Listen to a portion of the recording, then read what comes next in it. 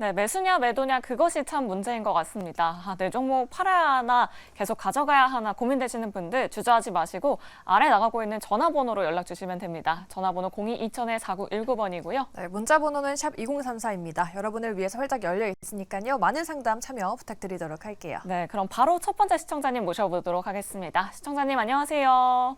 네, 안녕하세요. 네, 반갑습니다. 네, 반갑습니다. 네, 오늘 어떤 종목 가지고 계실까요?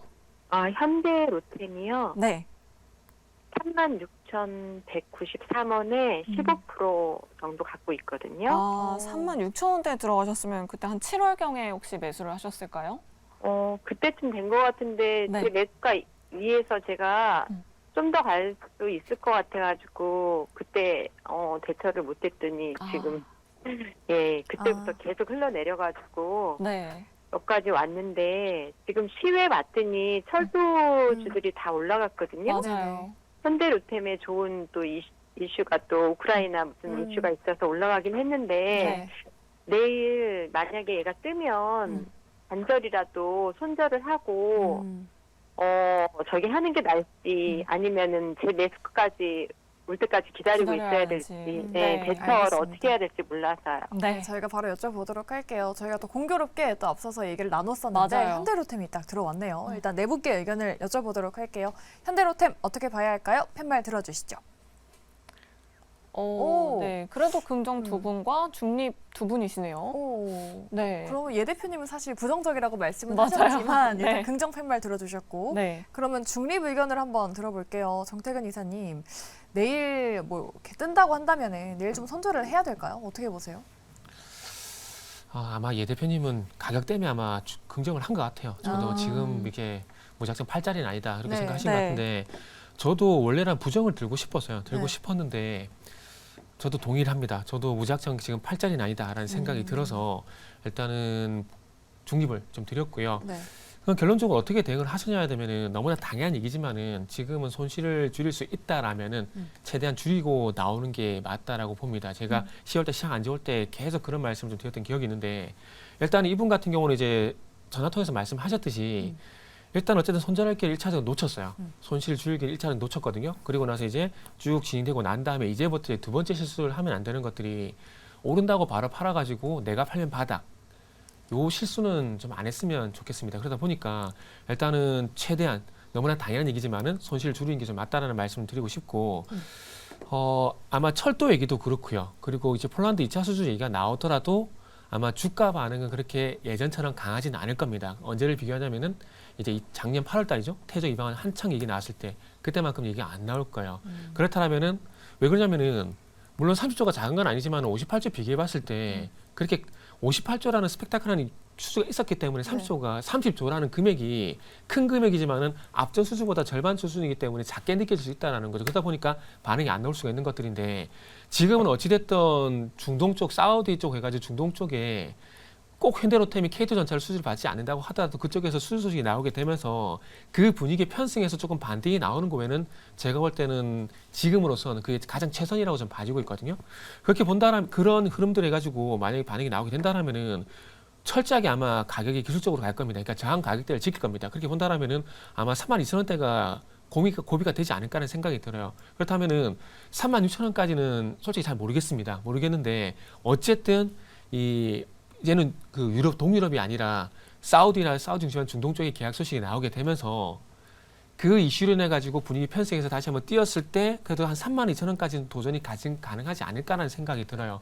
그리고 나서 그 부분에서 만약에 돌파가 되지 않는다라면은 방금 통화로 말씀하신 것처럼 미련 없이 나오는 게 그때가 좋을지 않을까 하는 생각이 듭니다. 그래서 조금 지금은 인내가 또 필요한 구간입니다. 그렇기 때문에 만약에 여기서 그냥 꺾여버리게 된다라면 말씀하신 것처럼 그냥 미련 없이 나오세요. 근데 그게 아니라 만약에 제가 말씀을 드린 대로 어쨌든 반등이 나오게 되고 이 사우디 이슈가 나오게 되고 해가지고 좀 상승이 나오게 된다면은 그 상승을 이용해서 다시 한번 이제 빠져나오는 게 좋을 것 같아요. 그런데 만약에 또 32,000원까지 가게 되면은 사람 심리가 또 이상해요. 또 더 갈 것 같아서 못 팔게 되거든요.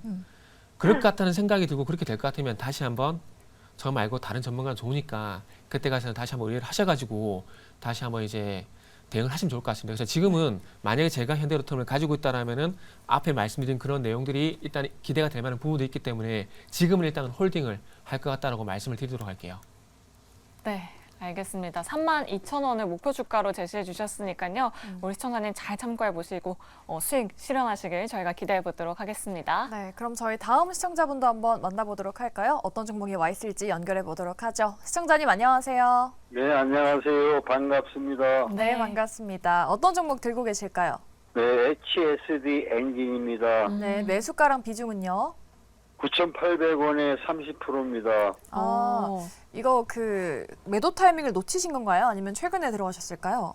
아니요, 9,800원에 물려가지고 있다가요. 요 며칠 사이로 좀 올라왔는데, 네. 이제 매수가 근처로 이제 다 올라왔거든요. 네. 그래서 이제 앞으로의 전망이랄지, 어떤 타임을 좀 알고 싶어가지고요. 네, 알겠습니다. 저희 앞서서 이슈에서도 또 조선주를 그러게요. 또 공교롭게 짚어봤는데 오늘 또 조선주가 또 나왔네요. 자, 그럼 네 분 통해서 바로 의견 들어보도록 할게요. 자, 네 분 준비되셨으면 팻말 네. 들어주시죠. 네, 그래도 긍정적인 의견이 참 많아요. 그러니까요. 하지만 나 홀로 중립 의견 들어주신 분이 있습니다. 네. 지금 사실 조선주 분위기가 굉장히 좋거든요. HSD 엔진도 뭐 네. 4분기 턴어라운드 맞아요. 한다라고 하던데 우리 정 대표님은 중립을 들어주신 이유가 있을까요? 일단 주가가 좀 많이 밀려 있는 그런 부분도 있고 내년도의 실적은 좀 좋을 것으로 전망을 하고 네. 있어요. 일단 조선 쪽의 사업도 좀 괜찮은 그런 사항들이고 다만 이제 9,800원이니까 네. 조금 있으면 매수가 위로 이제 올라갈 수가 있는 그런 사항들인데 비중이 30%시거든요. 수익을 보고 매도를 하실 수 있을 것 같은데 아마 매도를 안 하고 계속 가져간다라고 한다라면 아마 매수가 이하로 다시 또 되밀릴 가능성이 좀 높다라고 좀 보고 있거든요. 여기서 바로 이 전고점 자리대를 넘어설 것 같지는 않아요. 그렇기 때문에 제가 좀 말씀을 드리고 싶은 부분들은 비중도 30%면 적은 비중이 아니니까 네. 일단 10,000원 위로 올라가게 되면 거기서부터는 좀 분할로 차익을 하고 난 이후에 다시 또 재매수 타이밍을 좀 잡아도 좋지 않을까라고 좀 생각을 하고 있거든요. 제 개인적으로는 수익을 보고 매수를 하고 난 이후에는 다시 9,000원대 초반 자리대에서도 충분히 좀 매수를 할 수 있지 않을까라고 하는 게 제 개인적인 판단이기 때문에 일단 뭐 나쁜 기회는 아니지만 한번 덜어내고 그리고 나서 다시 한번 잡는 그런 전략을 좀 말씀을 드리고 싶습니다. 네, 알겠습니다. 가격 전략 이렇게 말씀해 주셨고요. 네. 한 분만 더 들어보도록 할게요. 나머지 분들은 그래도 긍정 의견 남겨주셨거든요. 지금 거래량도 실리고 있는 것 같고 네. 지금 3거래일째 강하게 올라주고 있는데 이성웅 이사님, HSD 엔진 우리 시청자님 계속 좀 가져가 보면 수익 내실 수 있을까요? 네, 이쪽 수주와 관련된 부분의 사업을 영위하는 기업 같은 경우는 핵심적으로 살펴볼 게 그 실적이 분기당 좋지 않아도 다음 분기로 이연된 경우가 있고요. 그 다음에 수주 잔고까지 한번 볼 필요가 있습니다.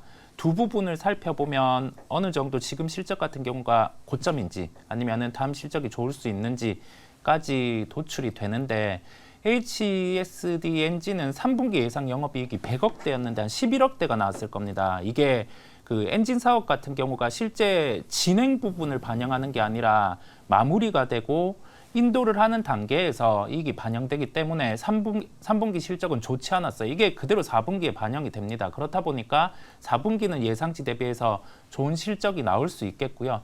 지금 수주 잔고 같은 경우는 2012년대 같은 경우가 한 2조 원대 중후반으로 최고치였는데 그 정도 이상의 수주 잔고가 지금 3분기에 한 5천억이 더해지면서 쌓였습니다. 그렇다 보니 주가적인 측면에서 여기에서 조선주 같은 경우가 뭐 대형 LNG 선박 같은 경우 아까 말씀드린 점처럼 수주가 나와주고 평균가 이상으로 이렇게 형성이 된다라고 하면은 HSD 엔진 같은 경우도 추가적인 상승이 충분히 가능할 것으로 보입니다. 가격적으로는 한 시가총액 7,500억 수준까지는 충분히 열릴 수 있어요. 지금이 한 6,800억 수준. 다만 이게 단가가 한번 매수를 하셨다가 하락을 하고 지금 다시 반등이 나오는 구간이거든요. 그렇다 보니 이번 타이밍에서는 좀 한 시가총액 7,500억 수준까지 올라왔다라고 하면은 차익 실현을 하는 것도 하나의 방법임을 말씀을 드립니다. 네. 그래도 턴어라운드 한다면은 차익 실현할 수 있는 방법도 있으니까요. 네. 우리 시청자분 너무 걱정하지 마시고 우리 두 분의 의견을 잘 참고해 보시면 좋을 것 같습니다. 네, 내 종목도 이렇게 꼼꼼하게 자세하게 상담받고 싶으시다 하시는 분들 주저하지 마시고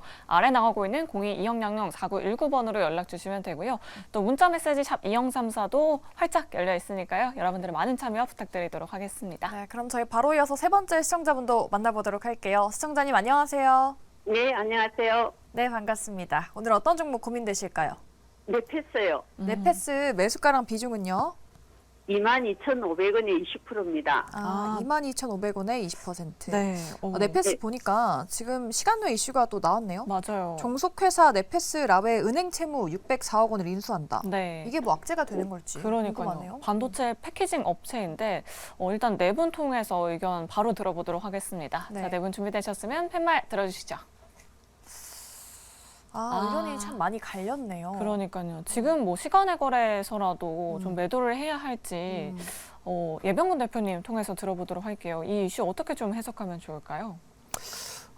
지금 살펴보고 있는데요. 네. 채무 인수 대상자가 네패스, 그다음에 회사와의 관계는 종속회사. 네패스 라웨라는 회사의 채무를 인수를 해주는 거네요. 네. 한국산업은행 청주 지점에 있는 채무입니다.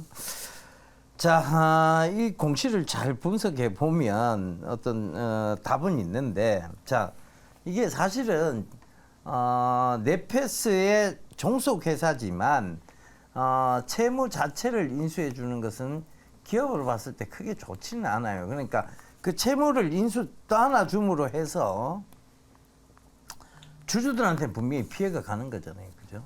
그래서 그런 부분들이 당분간은 이 회사에 특히 지금 12월 또 1월, 2월 이렇게 됐을 때 채무 높은 기업들 그리고 채무가 갑자기 많아진 기업들의 주가가 보통 12월, 1월, 2월 잘 안 움직여요. 그리고 거기에 대한 실망감이 되게 짙거든요. 그리고 또 하나가 있어요.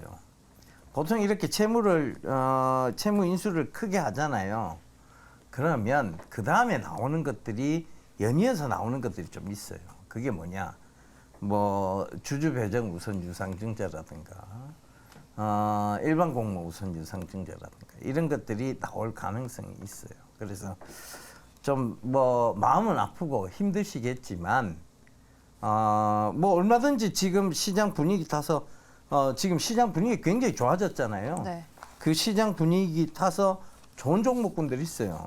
반도체 쪽에도 얼마든지 좋은 종목군들 많이 있어요. 근데 굳이 여기에 내가 소외되고 머무를 필요가 있느냐에 대한 질문에 저는 아니라고 답변을 드리고 싶어요.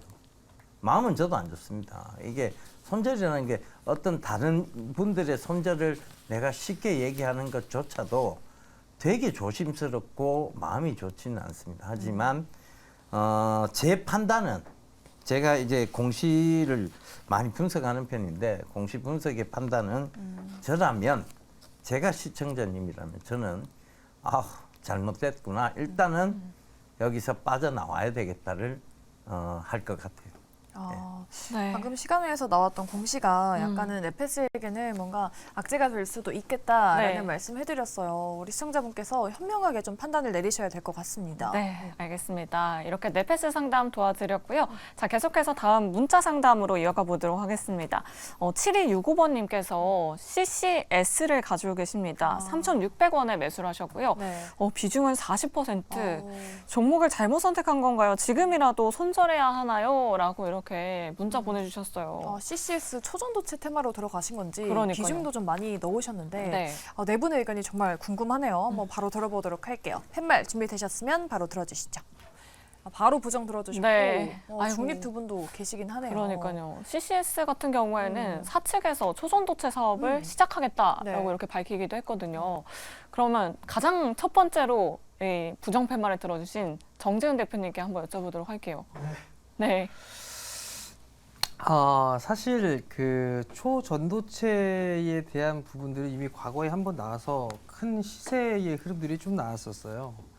그러다 이제 다시 상승을 해주는 그런 모습들을 좀 보였었는데 일단 위험 종목으로 좀 분류가 되어 있어요. 투자 위험 종목으로 좀 분류가 되어 있고 그리고 3,600원에 매수를 하셨고 이 대응 방법을 물어보시는 것 자체가 일단 초보분이 아니신가라는 좀 생각이 들어요. 대응을 못할 것 같으면 이런 변동성이 큰 주식군들이나 테마주라든가 개별주들은 안 하시는 게 좀 좋습니다.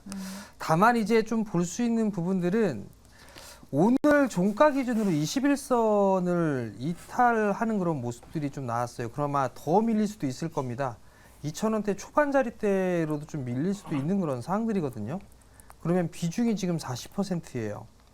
그럼 만약에 2,000원대 초중반까지 초반대까지 밀린다라고 하게 된다라면 손실폭이 좀 상당히 크게 나올 수가 있어요. 30% 이상 나온다고 좀 봐도 되거든요. 그러면 그 부분들을 참을 수 있을까? 만약에 참는다고 하더라도 반등이 과연 바로 나올 수 있을까는 좀 고민해 볼 필요성은 있을 것 같거든요. 일단 어제 반등은 제법 나왔었어요. 장중에 20% 가까이 좀 장중에 반등이 나왔었는데 이때 좀 대응을 하셨다면 좀 더 좋지 않을까라고 좀 생각을 하고 있고요. 반등이 나오게 되면 저는 일단 리스크 관리를 좀 말씀을 좀 드리고 싶고요. 다시 3,200원대 위로 올라갈 수도 있어 보이긴 하거든요. 그러면 이 3,200원짜리대까지 올라가게 되면 여기서부터는 리스크 관리를 좀 하는 게, 즉 좀 속은 쓰리겠지만 손절로 좀 대응을 하는 게 좀 좋지 않을까, 그렇게 좀 말씀을 드리도록 하겠습니다. 네. 어느 정도 올라갈 가능성은 있다고 네. 하긴 하셨는데 그래도 좀 손절의 아픔은 좀 감당을 하셔야겠네요. 그러니까요. 하지만 그래도 오늘 시장에서 초전도체 관련주들이 또 뜨겁게 상승을 해줬어요. 네. 뭐 덕성 같은 경우에는 한동훈 전치 테마주로 좀 엮이긴 했지만 신성 델타테크도 9% 넘게 상승했고요. 서남도 오늘 시장에서 8% 넘게 상승했는데 CCS는 상승할 여력이 없는지 정태근 이사님이 그래도 중립 의견을 들어주셨거든요. 추가적인 의견 한번 들어볼게요. 예전 같으면은 정재현 대표님처럼 이렇게 매도가 무조건 맞습니다. 네. 무조건 이건 파는 게 맞아요. 그냥 똥 밟았다 생각하고 그냥 파는 게 맞는 거거든요. 근데 제가 중립을 드린 이유가 뭐냐면은 이런 종목의 차트가 패턴이 작년부터 좀 바뀌었어요. 그래가지고 만약에 그게 나오게 된다라면은 이분은 정말 기사 회생으로 나올 그런 가능성이 있거든요. 제가 어떤 종목을 말씀드리려 그러냐면은, 자, 지금 차트 먼저 볼게요. 보면은 1차 상승 나오고 꺾이고 2차 상승 나오고 다시 꺾이고 있잖아요. 네. 이렇게 됐을 때 분명 거래 정지 한번 나오고 나면 분명히 다 이게 작년 이전까지만 해도 거의 100% 꺾이는 차트였거든요. 그런데 이게 참 웃긴 게 세력도 패턴이 바뀐다고, 제가 어떤 종목을 말씀드리려 그러면은 종목 섹터는 틀립니다. 틀린데 차트 패턴을 제가 말씀드리려고 하는 거예요. 네. 방송 보시는 분들 오해하시면 안 됩니다. 여기 보시면은, 자, 하이드로리튬을 좀 보게 되면은, 자, 보세요. 여기도 보시면은 이게 작년 9월 달인데, 자, 1차 상승 나오고 조정받고 그다음 상승 나오죠. 그 차트 꺾이죠. 거의 이게 100% 꺾이는 차트거든요. 지금 이렇게만 보면은. 근데 뒤에 보시면은 다시 살려서 올려요. 그러니까 물론 CCS가 하이드로리튬처럼 이렇게 간다라는 것은 아닙니다. 아닌데 제가 어떤 부분을 말씀드리려고 그러냐면은, 그러니까 예전 같으면 조금 전에 말씀드렸듯이 요 구간에서 바로 이렇게 주가가 이런 식으로 이제 죽여버리는 게 그 패턴이었는데, 그러니까 이런 식으로 좀 바뀌었다라는 거죠. 근데 이게 어디서 또 나왔냐면은 같은 영역에서 에코포로라는 그 종목이 있거든요. 이거 아마 잘 아실 거예요. 이거 뭐 전 국민 다 아는 주식이죠. 에코포로 같은 경우는. 네. 근데 이것도 잘 보세요. 보시면은 70만 원 돌파하는 자리 있잖아요. 얘 같은 경우도 차트를 좀 보게 되면은 이제, 자 보세요. 얘도 이제 소위 말하는 쌍봉 만들고 꺾였다가 다시 보게 되면은 차트가 70만 원 돌파하게 되면 70만 원 돌파하게 되면서 차트를 다시 살려 올리거든요. 그러니까 제가 이런 것도 왜 보여드리냐면은 차트 공부를 좀 하세요. 차트 공부를. 뭐 물론 이게 뭐 신의 트레이딩 영역에 들어가라는 것들은 아니고 과거 사례를 좀 보시면서, 차트도 소위 그 차트 하는 애들, 기초 분석하는 애들이 어떻게 하냐면 그림을 그린다는 표현을 하거든요. 그러니까 이런 것들을 계속 한번 보세요. 보면은 이런 것들이 보입니다. 그렇기 때문에 이런 사례들이 나오다 보니까 CCS 같은 경우는 부정의 매도가 맞긴 한데, 이런 패턴들이 나오다 보니까 지금 CCS 같은 경우도 바로 죽지 않을 가능성이 있다라고 봅니다. 그래서 만약에 여기서 그냥 꺾여버리게 된다라면은 그냥 똥 밟았다 생각하고 그냥 매도 해버리시고, 만약에 방금 말씀드린 하이드로리튬이라든지 에코프로처럼 다시 살려가지고 전고점까지 해가지고 정말 재수 좋게 내 매수가가 오게 된다라면은 팔고 주식 당분간 하지 마세요. 제가 볼 때는 이분은 주식 하시면 저는 안 된다라고 봅니다. 공부 좀 더 하셔가지고 차라리 기부를 하세요. 이렇게 하시면. 이럴 거면 차라리 기부를 하세요. 그게 차라리 낫다고 봅니다. 제가 기부 나쁠 수 있어요. 나쁠 수 있는데 차라리 기부하는 게 낫다고 봅니다. 그래서 적어도 최소한의 공부가 되고 난 이후에 누가 살아서 샀다라고 들어가지 마시고 1년이라면 1년 아니면 2년이라도 조금이라도 최소한의 공부를 하시고 난 다음에 주식을 하세요. 저는 그렇게 좀 말씀드리고 싶습니다. 그래서 지금의 최선은 정리할게요. 지금의 최선은 하이드로 리튬 에코프로처럼 다시 전고점까지 돌려주는 흐름이 나오게 된다라면은 정말 다행이다 생각하고 네. 더 이상 보지 마시고 나오시고요. 두 번째 시나리오는 만약에 그냥 이대로 꺾여버리게 된다라면은 그냥 똥발바닥 생각하고 그냥 나오시고 당분간 주식 안 하시는 게 제가 볼 때는 금액도 아끼고요. 돈도 아끼고 정신건강도 좋다라고 말씀을 드리면서 마무리할게요. 예시로 들어주신 게 또 2차 전지 쪽이랑 테마주라고까지는 보기 어려운 섹터여가지고 네. 초전도체 CCS가 과연 기사회생을 할 수 있을지 그 시청자분을 위해서 좀 네. 반등하기를 바라보도록 하겠습니다. 우리 시청자님 잘 참고해 보시기 바라겠고요. 다음 문자로 넘어가 보도록 할게요. 루진 로봇을 들고 계신 분입니다. 유진 로봇 12,380원에 매수하셨고 20% 들고 계십니다. 네. 유망주라고 해서 매수했는데 왜 이 모양이죠? 라고 여쭤보시네요. 네, 월말에 자금 쓸 일이 있는데 걱정입니다라고 이렇게 유유라고 보내주셨어요. 네. 사실 오늘 뭐 두산 로보틱스 같은 경우에는 또 강하게 올라줘서 네. 로봇주에 이제 좀 신호탄이 쏴주는 거 아닌가라는 그런 생각도 했는데 주가가 참 반대로 그러니까요. 가네요. 네, 유진 로봇 어떻게 봐야 할지 네 분 통해서 바로 들어보도록 할게요. 자, 네 분 준비되셨으면 팻말 들어주시죠. 의견이 많이 나뉘네요. 그러니까요. 그럼 일단은 그래도 네. 긍정 의견부터 들어보도록 하겠습니다.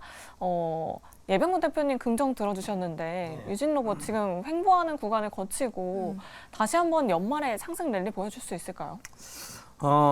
지금 이분의 질문은 월말에 자금 쓸 일이 있다. 네. 걱정이다. 이렇게 얘기했는데 주식에서요. 시간의 개념을 자꾸 대입하시면 안 돼요. 그 사실 자 이렇게 보자고요. 주가라는 게 있어요. 이 주가에 영향을 받는 것은 회사 내부적인 그리고 국내 내부적인 내생 변수적 요인과 외생 변수적 요인. 그러니까 우리 이제 바깥 그러니까 이제 글로벌 쪽에 외생 변수적 요인이 있어요. 그 다음에 여기서도 또 디테일하게 나누어지는 게 예측 가능한 영역과 예측 불가능한 영역으로 또 나누어집니다. 이걸 가지고 내가 점쟁이 맞추듯이 이거 이번 달에 무조건 올라. 이건 점성 매매예요. 점술 매매입니다. 부채도사 매매예요. 이런 거 하시면 안 돼요. 지금 진짜 이런 거 하시려 그러면 방금 전에 정태근 이사님 하신 것처럼 주식을 접으세요. 그리고 그거 기부하시는 게 나아요, 진짜. 저희 집 주소를 가르쳐 드려야 되나? 기부. 그러니까 진짜 그게 맞아요. 그러니까 그런 점술 매매는 하지 마시고 유진 로봇이 긍정적인 건 맞아요. 긍정적인 건 맞는데 시간이 이게 얼마나 걸릴지는 여기 아무도 모릅니다. 며느리도 모르고 시아버지도 모르고 아무도 몰라요. 그걸 어떻게 합니까? 그거 맞추면 여기 다 이렇게 안 있어요. 그 도사 매매인데 그렇잖아요. 그러니까 그런 건 하지 마시고 단지 이 회사가 어떠한 미래 성장성을 갖추고 있느냐가 개인이 그리고 예측 가능한 영역에서의 상승을 가늠해 볼 수 있는 겁니다. 그 관점에서 보자면 유진 로봇은 굉장히 긍정적입니다. 그런데 지금 단기적으로 오늘 빠지고 내일 오르고 내일 모레는 또 빠지고 고점은 얼마고 저점은 얼마다 이거 맞추는 건 신이에요. 신도 가능할까 싶어요. 그런 거는 인간의 영역은 아닙니다. 그걸 절대 생각을 하지 마시고 그리고 주식은 항상 뭘로 해야 되느냐? 여유 자금으로 하셔야 돼요. 이게 많은 전업을 하시는 많은 분들이 여유 자금 없이 막 전업에 뛰어듭니다. 그러다가 집에 뭐 쓸 일이 생기고 돈이 쓸 일이 생기면 울며 겨자 먹기로 손절을 하거든요. 쓸 돈은 빼놔야 돼요. 그 여유 자금으로 하셔야 된다니까. 근데 돈만 생기면 주식을 하죠. 그래서 주식하는 사람들이 보통 보면 제일 가난해요. 왜 가난하냐? 차도 못 사요. 주식해야지 차 살 돈이 어디 있어? 주식해야지 옷 살 돈이 어디 있어? 그냥 항상 가난하게 살아요. 이게 진짜 문제죠, 사실은.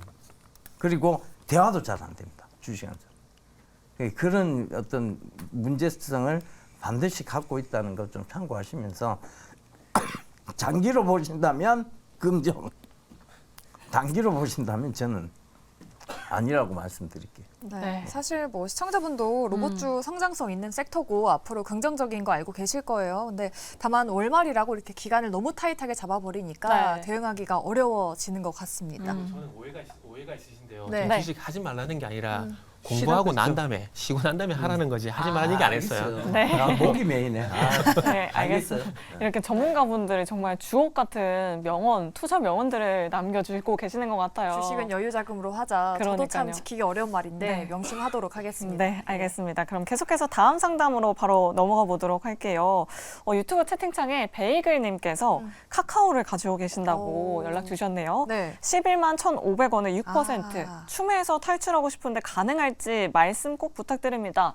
아, 카카오 참 국민주였는데 그러니까요. 애증해 주시게 됐습니다. 지금 11만 원대에 계신다고요? 네, 그럼- 4만 원대 아닙니까 지금? 그러니까요. 지금 아마 시청자님은 2022년에 들어가신 것 같은데 비중도 6%이시고 해서 사실 최근에 좀 반등을 해주고 있긴 하거든요. 추가 매수 가능할지 네. 네 분께 여쭤보도록 할게요. 카카오 과연 어떻게 봐야 할까요? 네 분 팻말 들어주시죠.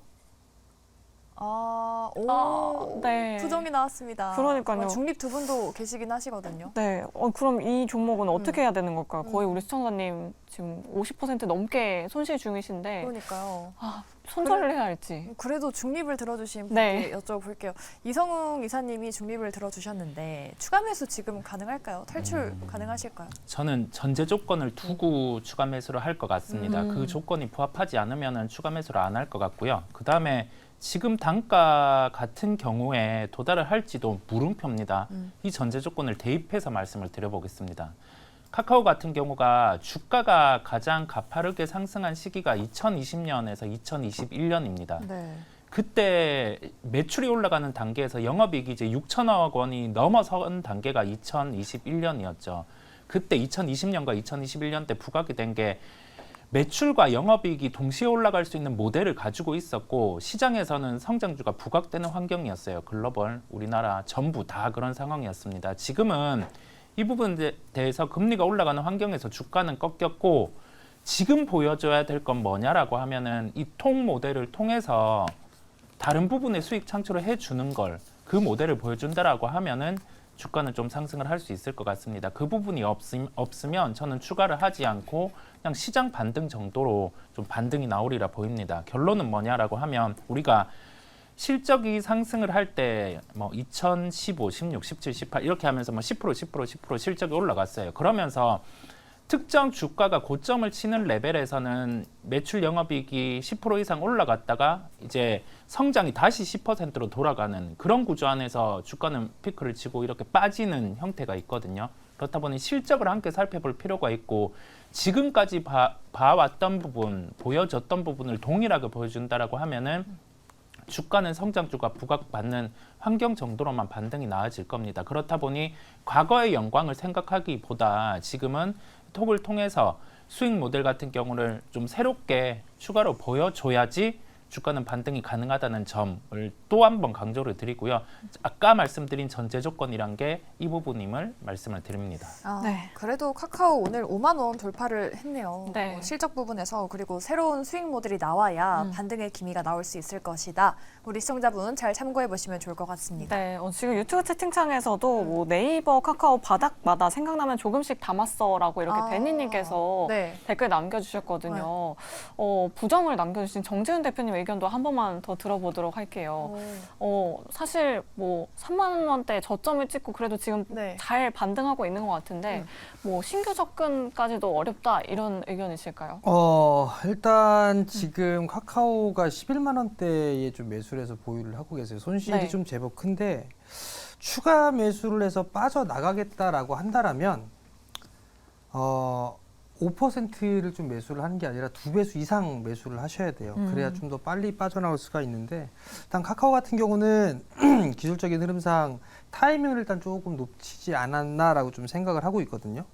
그러면 2배수 이상 매수를 해야 그나마 좀 빠져나올 가능성이 좀 있다라고 좀 생각을 하고 있는데 11만 원 기준으로 해서 만약에 2배수의 주식을 좀 매수를 하게 된다라면 그래도 단가가 7만 원대예요.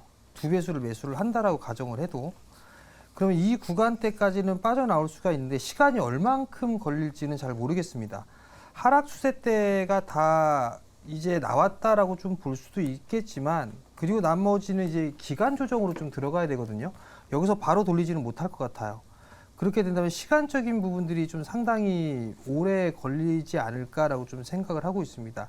그러면 여기에서 추가 매수를 할 바에는 차라리 다른 종목으로 매수를 해서 수익을 내서 카카오의 손실금만큼 이렇게 줄여나가는 게 좀 더 빠르지 않을까라는 좀 생각을 하고 있거든요. 그렇기 때문에 지금 구간에서는 그냥 보유만 하시되 추가적으로 좀 상승이 나오게 된다면 6만 원대 초반, 6만 2천 원 이 언저리 때까지는 반등이 좀 나올 수가 있을 것 같아요. 그때 일단은 비중을 좀 줄였다가 다시 잡거나 하는 건 좋겠지만 지금 구간에서 이거를 추가 매수해서 비중을 늘린다? 저는 그것보단 차라리 그 현금을 가지고 다른 종목을 좀 매수를 하는 그런 전략이 좀 더 좋지 않을까 그렇게 좀 생각을 하고 있습니다. 반등이 와도 뭐 기간 조정이 있을 것이다. 차라리 그 자금으로 다른 종목을 수익 내보자라고 이렇게 말씀해 주셨으니까요. 두 분의 의견 잘 참고해 보시길 바라겠습니다. 네, 그럼 저희 다음으로는 전화 상담으로 넘어가 보도록 할게요. 시청자님 안녕하세요. 네, 감사합니다. 네, 감사합니다. 오늘 어떤 종목 고민되실까요? 요번에 공무, 에코프로 모터를 이제, 그거요. 네. 그걸 이제 매주 얘기해도 되겠습니까, 혹시? 네네. 20주가 공을 받았거든요. 많이 받으셨네요. 그러네요. 네. 요번 이상태, 전에는 다른 거는 뭐 7주, 5주 이렇게 했는데, 요번에 우리한테는 개인들이 20주 받은 건 10,000원 받은 건데, 네. 시작해서 이틀째인가 58,000원에 10주를 팔았어요. 네. 그래서 놔뒀더니 뭐 어디 그저께 이틀 상한가 쳐가지고 또 오늘은 또 10만 8천원까지 올라갔다가 또 쭉쭉쭉 내려가지고 뭐 잠깐 돌려보다 보니까 자꾸 이제는 마이너스 되기 시작하니까 92,000원에 팔아버렸어요 다.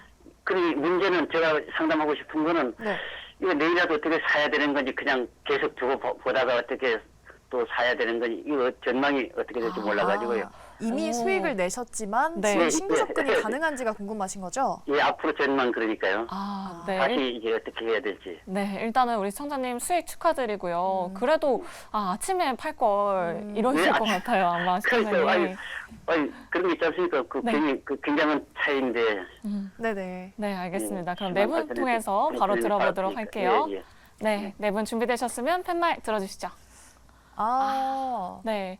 사실 카메라가 넘어가기 전에는 네. 우리 정재훈 대표님은 긍정을 긍정이셨는데. 들어주셨는데 신규 매수는 안 된다. 네, 다 비슷한 의견이시네요. 그러니까요. 네, 그럼 예병근 대표님의 의견 한번 들어보도록 할게요. 부정 들어주셨거든요. 네. 예, 뭐 저는 신규 상장제를 특히 좀 안 좋아하는 데다가 에코프로 머티리얼즈에 대한 고평가 논란이 계속 있었잖아요. 그럼에도 불구하고 상장되자마자 상한가를 연이틀 기록을 했다.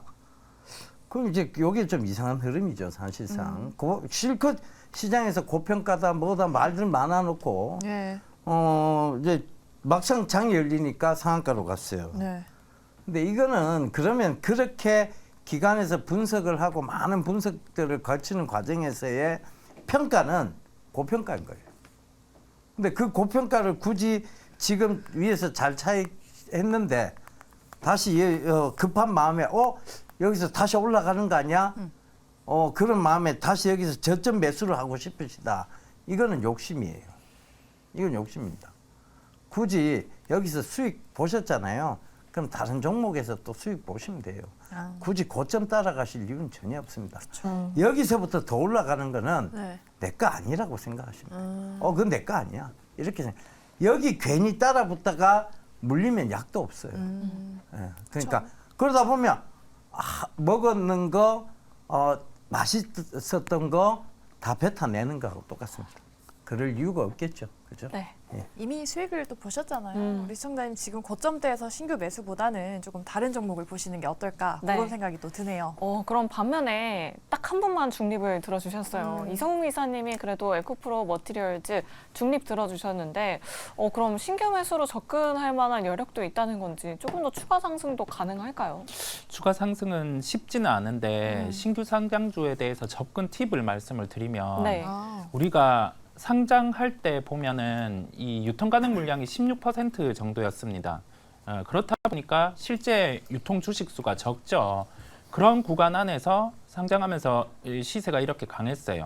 전체 16% 중에서 3바퀴 반이 돈 거죠. 그러면 손바뀜이 나타난 거고 그러면 보통 추가 시세가 납니다. 그런 경우와 함께 실적 대입을 해보면 한 6조, 7조까지 갔었죠. 6조 정도는 우선은 좀 과합니다. 과한 상황 안에서 내일이면은 이렇게 이제 이평이 생겨요. 이평이 생기는 구간 안에서 주가가 위에 있냐 아래에 있냐 그 부분이 하나의 기술적인 측면에서 중요한데 아래에서 시작을 하겠죠. 그랬을 때 뭐 기술적인 측면에서 위로 올라서는지를 체크해 볼 필요가 있고 신규주는 첫날은 대부분 랜덤으로 움직입니다. 네. 그리고 한 4거래일 정도까지도 좀 수급에 따라서 과한 시세가 나타날 수 있어요. 그렇다 보니 신규주는 좀 상장하고 한 열흘 이내 정도까지는 매매를 안 하시는 게 낫기는 해요. 매매 차익 실현을 잘 하셨고 그렇다 보니까 다시금 가격 조정이 나왔을 때 그때 접근을 하시는 게 낫다는 점에서 중립 의견을 드렸습니다. 네. 이 신규 상장하고 10일 정도는 거래에 좀 참여하지 않는 편이 나을 것 같다라고 이렇게 꿀팁까지 전해주셨으니까요. 우리 시청자님 두 분의 의견 잘 참고해 보시면 좋을 것 같습니다. 네, 에코프로 머티리얼즈 두 분의 의견 참고해 보시고요. 다음 시청자분도 만나보도록 할게요. 시청자님 안녕하세요. 네, 안녕하세요. 네, 반갑습니다. 오늘 어떤 네, 종목 반갑습니다. 고민되실까요? 네, 제가 레이크 모터리얼즈를 16,200원에 12.5% 갖고 있거든요. 16,000원대에 들어가셨고요. 오늘 그래도 좀 시원하게 반등이 나와서 오늘은 그래도 좀 기분이 괜찮으실 것 같아요, 시청자님. 네, 그래서 이게 앞으로 좀 괜찮아질란가. 네, 알겠습니다. 오늘 9%대로 급등을 네. 했는데 네. 아직 손실 중이셔서 그럼 네 분 통해서 빠르게 의견 들어보도록 하겠습니다. 네네. 자, 네 분 준비되셨으면 팻말 들어주시죠. 과연. 네. 얼긍정이 나올 뻔했는데 네. 아쉽게 한 분이 중립을 들어주셨어요. 중립 의견 네. 한번 들어볼까요? 네. 예. 아 저요? 예. 네. 혼자서 또 중립을 들어주셨거든요. 네. 솔직히 고백을 하자면 네.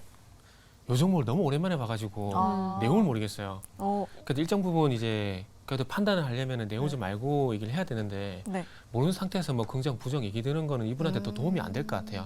방송에서 이런 말씀드린 게 좀 솔직히 쪽팔린 얘기긴 하지만 요즘에 하도 안 봤던 종목이기 때문에 저도 판단이 안 섭니다. 그래서 중립을 든 거고 일단은 저는 패스하시고요. 네. 여기 긍정 든 세 분한테 알고 계신 세 분한테 상담을 듣는 게 더 나을 것 같습니다. 죄송합니다. 알겠습니다. 뭐. 레이크 모티리얼즈 뭐 태양광 사업 매출 부분도 그러니까요. 있고 반도체 부분도 있는데 네. LED도 있네요. 그러니까요. 여러 가지 사업을 하고 있어요. 근데 긍정적으로 좀 볼만한 부분이 있는지 정재훈 대표님께 여쭤볼게요. 레이크 머티리얼즈 좀 살아낼 수 있을까요, 주가? 레이크 머티리얼즈가 소재 기업으로 좀 보시면 괜찮을 것 같아요. 네. 사실 저희가 2,000원대 거래를 했던 기업인데 어, 상당히 좀 매력적인 기업이에요. 태양광 쪽 사업도 하죠. 네.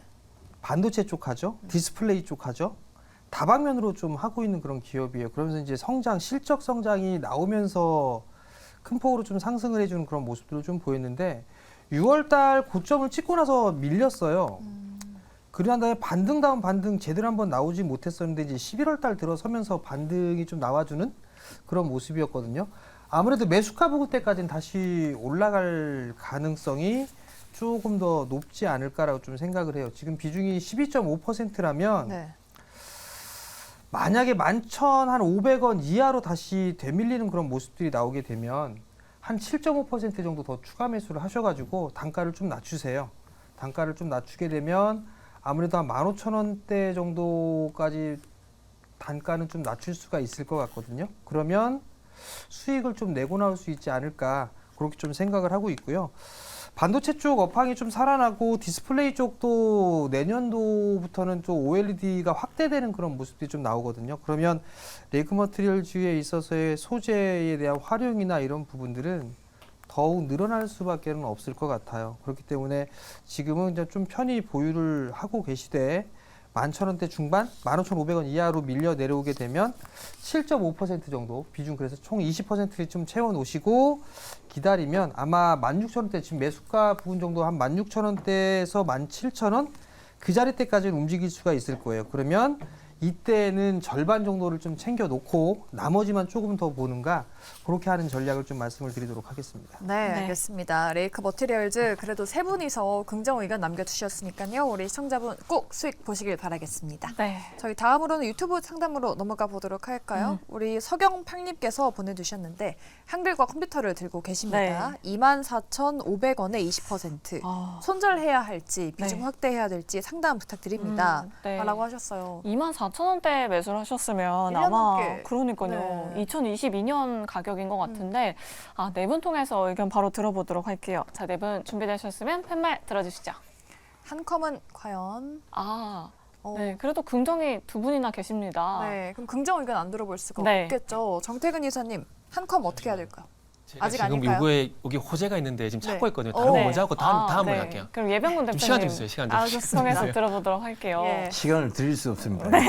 자, 한컴은 네. 사실상 한글과 컴퓨터는 우리가 지금 많은 그 해외에 있던 그런 이제 인터페이스들이 들어오잖아요. 그걸 이제 한글 변화를 다 해주는 인터페이스를 만들어가는 회사예요. 그러니까 미래에 꼭 필요하냐에 대한 부분인데 미래에 꼭 필요하겠죠. 왜? 우리가 흔히들 지금 어떤 기계가 들어오든 한글 인터페이스가 필요하잖아요. 그러니까 지금 수입차 타시는 분들이 이 한글 인터페이스가 없으면 결국은 영문으로 된 버전을 계속 봐야 됩니다. 그 영어를 잘하시는 분들이야 상관이 없겠죠. 그런데 꼭 그렇지만 않잖아요, 그죠? 그래서 보편적으로 봤을 때 모든 기기, 모든 디바이스의 한글 인터페이스의 어떤 부분을 많이 차지하고 있고, 이 한글과 컴퓨터의 또 이 실질적 사주 되시는 분이 실제로는 이제 MDS 테크라든가 이런 여러 가지 회사를 또 인수를 했어요. 그러니까 이분의 어떤 성향을 보면 항상 인수하고 난 그 기업에 너무 신경을 쓰다 보니 전에 기업이 약간, 그러니까 처음에 인수했었던 M&A 했었던 한글과 컴퓨터에 대한 관심이 떨어지면서 다른 기업들의 주가는 올라간데 한글과 컴퓨터 주가는 계속 빠진 경우가 많았습니다. 근데 자, 이제 경영이 이제 2세로 넘어가기 시작했죠. 넘어가기 시작했다는 것은 새로운 새로운 어떤 모멘텀이 생길 수 있고, 또 하나는 새로운 2세 경영 체제에서 지분이 제일 많은 게 지배 구조상의 어떤 지주사 성격을 갖고 있는 게 뭐냐? 한글과 컴퓨터예요. 그러면 2세로 넘어갔을 때는 지금 2세로 거의 지분이 많이 넘어갔거든요. 그 관점에서 보면 한글과 컴퓨터 주가가 올라가는 게 그 2세한테도 훨씬 나은 거예요. 그 관점에서 보시면 지금은 팔 때가 아니고 살 때라고 봐야 되겠죠. 예. 팔 때가 아니다, 네. 살 때다라고 말씀을 해주셨거든요. 그럼 다시 또 돌아가서 네. 정태근 이사님께 여쭤볼게요. 호재 좀 찾으셨나요? 네, 찾았어요. 예. 그게 한글과 컴퓨터가 올라가지고 번뜩 그 생각이 나가지고 그래도 얘기를 좀 드리면 희망이 될 것 같아가지고요. 네. 그 아시겠지만 17일 날 지능형 로봇법 개정안이 이제 시행이 됐잖아요. 시행이 되면서 20일 날 어떤 뉴스가 나왔냐면 강남가하고 이제 KT가 이제 실외 배송 로봇 시범 서비스를 진행한다는 얘기가 나왔거든요. 근데 거기에 이제 공급되는 배송 로봇이 어느 회사가 만들고 있냐면은 그 뉴빌리티라는 회사가 이제 그 로봇을 만드는데, 이 한글과 컴퓨터 계열사인 그 한커민 스페이스라는 회사가 있는데, 이 회사가 자율주행 로봇 소프트웨어 개발 관련돼 가지고 뉴빌리티랑 협업을 했었거든요.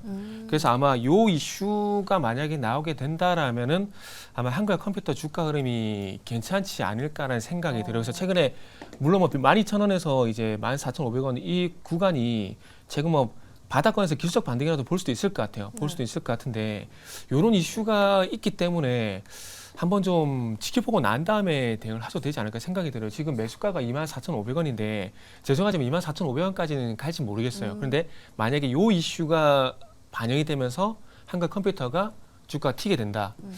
그러면은 예상 외로 큰 폭의 반등이 나올 수 있거든요. 그렇기 때문에 일단은 제가 막 이런 기대감을 막연히 심어드려도 되나 모르겠지만 어쨌든 이런 이슈가 있기 때문에 저는 한번 홀딩해 볼 필요가 있다고 생각이 들고 섣불리 매도는 하실 필요 없다고 봅니다. 그래서 아까 전에 그 어떤 분이시죠? 그 제가 섭불리 매도하지 말고 지금은 이제 재산 손실을 줄이자고 말씀드린 분이 있는데 그분처럼 지금은 일단 어차피 지금 손실이에요. 55%의 파나 60%의 파나 똑같습니다. 5% 큰 차이 안 나요. 그렇기 때문에 지금 운이 좋게 만약 방금 제가 말씀 내용들을 해가지고 반등이 나오게 된다라면은 마이너스 55가 30도 될 수 있는 거거든요. 그러면은 손실폭이 많이 줄어드는 거잖아요. 그렇기 때문에 그런 거 한번 기대를 보시고 뉴스가 안 나오면 어쩔 수 없어요. 어쩔 수 없는데 이런 호재가 있기 때문에 일단은 한번 기다려 보시라는 말씀드리고 싶고 지금 구간에서는 최대한 손실 한번 줄여보자라고만 말씀드리도록 할게요. 네, 네. 이렇게 또 한 종목 한 종목 꼼꼼하게 또 심혈을 기울여서 상담을 해주고 계십니다. 우리 이사님의 의견 잘 도움이 되셨길 바랍니다. 시청자님. 네, 그럼 이제 마지막으로 내일장 어떻게 대비를 해봐야 할지 네 분의 한 줄 전략 들어보도록 할 텐데요. 네.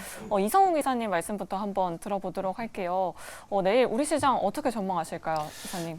최근에 시장에서 흐름을 보면 시가총액 상위주들 같은 경우에 변동성은 줄어든 상황이고 개별주들의 강세가 나타나고 있습니다. 지수 단으로 봤을 때도 소형주보다는 중형주 강세가 나타나고 있고 대형주 같은 경우는 변동성 정도만 줄어든 상황이에요. 이제 각 기업들의 실적 발표는 마무리된 단계고 그러면서 일정이라든지 개별적인 모멘텀 이슈가 있는 쪽으로 시세가 나는 모습들이 연출이 되고 있습니다. 전체적인 시장 안에서는 변동성이 줄어들었다는 점을 가장 크게 좀 살 수 있을 것 같고 10년물 국채 부분 우리가 늘 봐왔던 부분도 연휴 이전 수준까지 지금은 밀려 있는 단계입니다. 그리고 나서 아직 결정되지는 않았지만 양도세 이슈 같은 경우가 최종적으로 결정된다라고 하면은 올 초에 강했던 종목들이 조정이 나온 단계 안에서는 다시금 한 차례 더 반등이 가능할 것으로 보여요. 그렇다 보니까 전체적인 환경에서는 유리한 환경입니다. 시장에 조정이 나와도 매수 측면은 열어두고요. 다만 내년에서 이제 이익이 좋아질 수 있는 쪽들, 업종 그런 쪽으로 추려서 살펴볼 필요가 있다는 점을 강조를 드리고 특히 OLED 쪽 같은 경우 업종 토픽으로 좀 말씀을 드릴 수 있겠고 기타 이제 내년에 달라질 수 있는 요소를 갖춘 스마트폰과 관련된 부품주들 증설이 이루어진 쪽, 내년에 가동되는 쪽 이런 쪽을 초점으로 맞춰서 종목을 찾아보시면 수익률의 보탬이 되실 겁니다. 네. 시장 분위기 자체는 유리하게 흘러가고 있다. 그 안에서 내년에 좋아질 업종을 보자. OLED까지 말씀해 주셨습니다. 네. 그럼 다음으로는 정태근 이사님의 내일장 투자 전략도 한번 들어볼까요? 네, 시장 일단 수급 보셔야 될 것 같아요. 무슨 얘기냐면은 저는 일단은 지금 구간 어쨌든 기술적 반등 국면이라는 생각을 하고 있고 11월 2일 날 바뀐 분위기가 계속 이어지고 있다라고 봅니다.